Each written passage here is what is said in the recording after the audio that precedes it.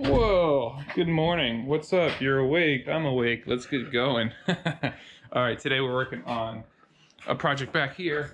This is going to be a French Cleat system. Hopefully you don't notice this one is a little slanted. I might try to fix that. I don't know. I thought I had it and then I stepped back and I realized it's slightly crooked. I don't know if it looks bad on camera. It kind of does to me in real life, so I'm going to have to make that adjustment.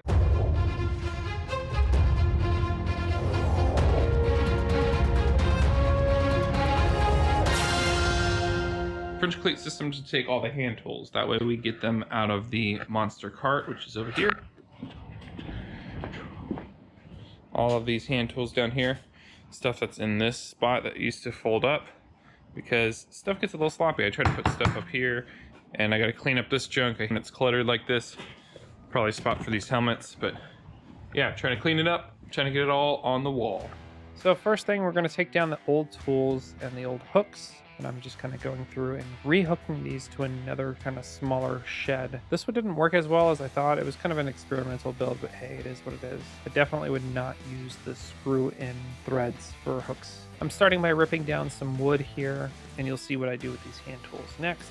And I'm taking some measurements and making some triangles here. These little pieces are all unique to each tool. So there's rectangles and squares and triangles. I'm going to sand them down and make sure the edges are not sharp. Then I'm going to staple them together and add that French cleat on the back side of the tool, so that way it all holds together. And I got to do that for each one of these hand tools. So each one takes a little bit of time and effort to craft. Another project I'm working on is a mini streaming kit with the ATEM Mini here. This is a HDMI multi-view, right? And so we'll take the signal in from each camera, split that out between the multi-view and the switcher, and we'll have analog audio, which eventually will feed out into the ATEM. That way we could do a little mix if we need to from stuff. And so this is one box. This top box, I stripped out components to fit in here. So this will probably be sold. This will probably be for sale as well. And then I have an analog mixer in here that might go too. So this whole section is honestly kind of my live miscellaneous stuff. So I'm eventually going to start getting this stuff out so that possibly I could fit a cart in here full time. And that's my game plan, slowly but surely.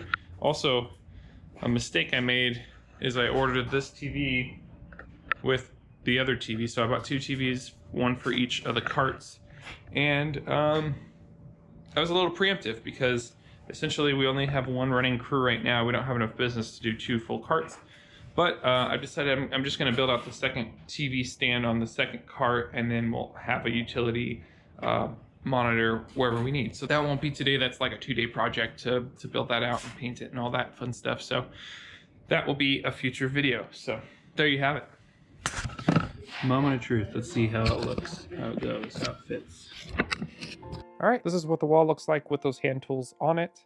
As you can see, it takes a little bit of labor of love for each part to put together, but it helps organize the tool and makes it all look better.